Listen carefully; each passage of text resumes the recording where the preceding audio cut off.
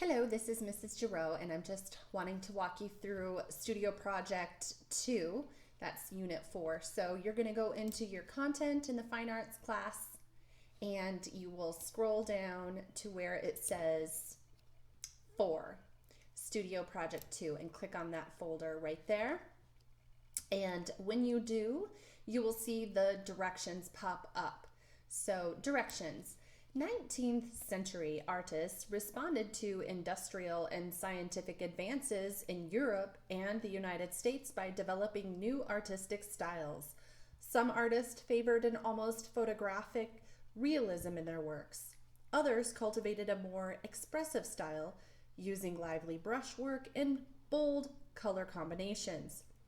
In this studio, you will make 2 paintings of the same subject.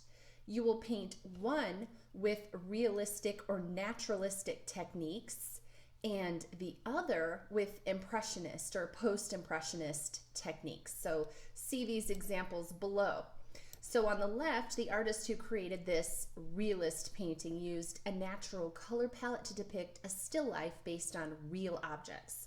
Remember, realism is about things that are real in the world. So this is when artists kind of stopped creating paintings with cupids and imaginary characters. The artist who created this post-impressionist painting, and why is it post-impressionist? Probably because of the bolder use of rich, bright colors. And it's got that Van Gogh style.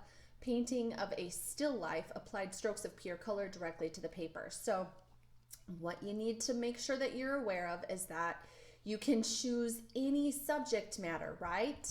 But remember, it needs to be a real subject. Each painting is of the same subject, okay? One's realistic, the other's impressionistic, all right? So this means, can you do an anime character? No, because anime is imaginative. It's like the Cupid, okay? You need to do your work of a real subject. So you could go outside and do a landscape, you could do a still life, you could do a portrait, but it needs to be something real. It's not a cartoon, okay? That's what realism's all about, is getting away from imaginary things and focusing on what's really in our reality, right?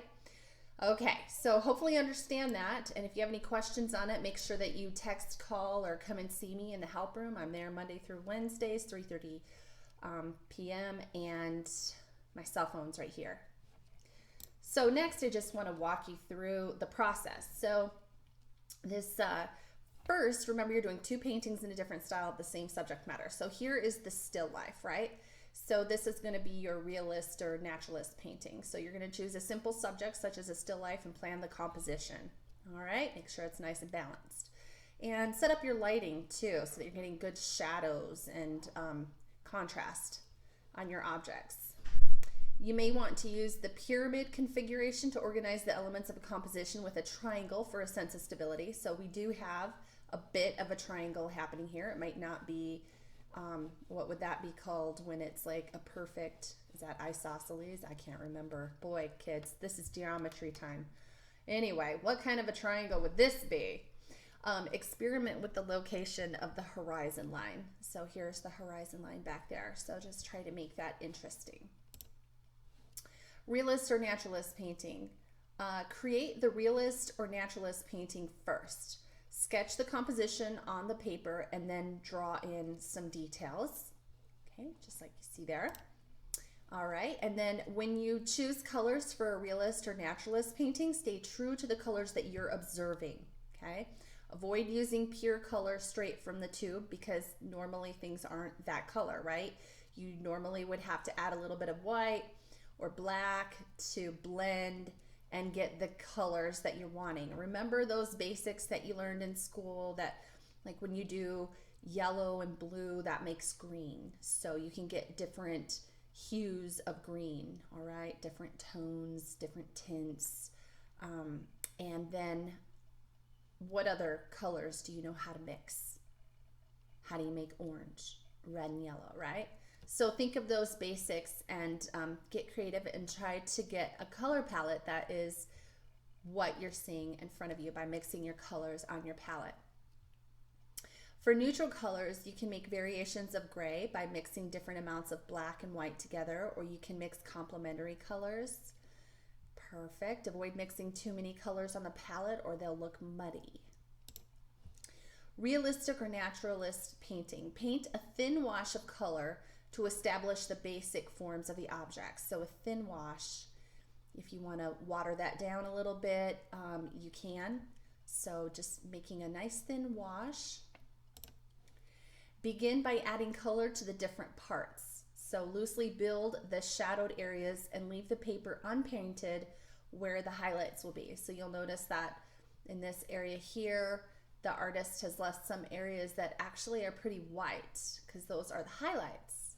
And on this jar, for example, left some areas white, and on the table and on the peach. From time to time, lightly mist your palette to keep the paint from drying out.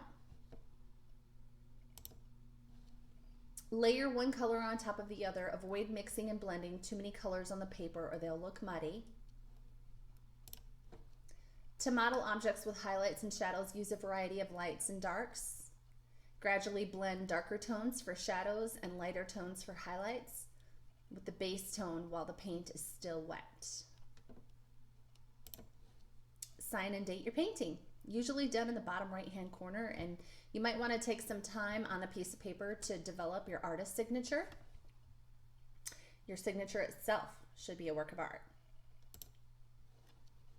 All right, so now getting started with the Impressionist painting or Post-Impressionist painting.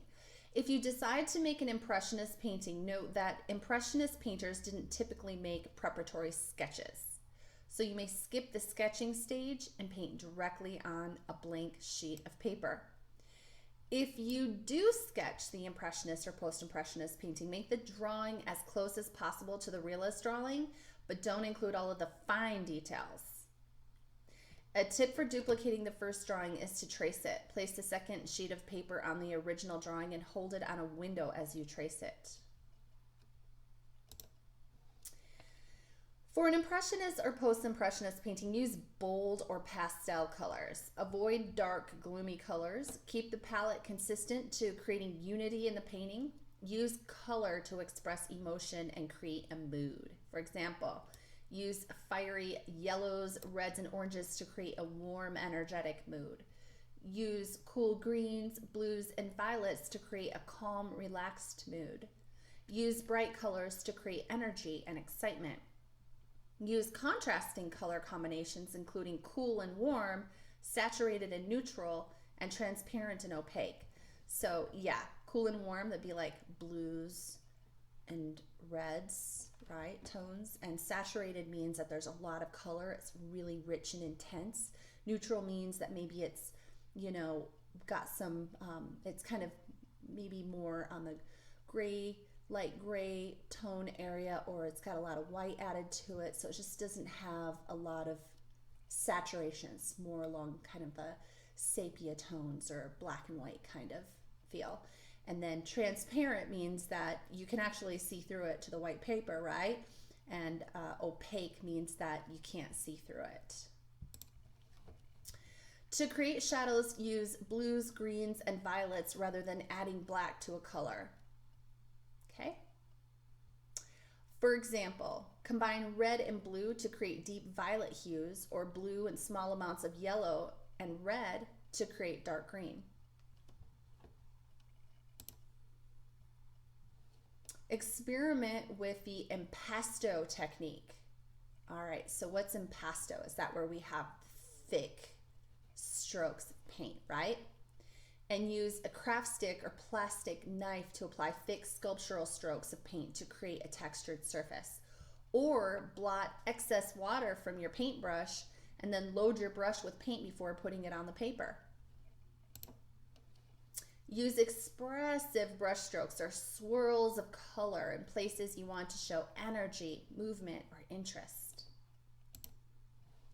To create unity, use touches of the various colors of your color palette throughout the painting.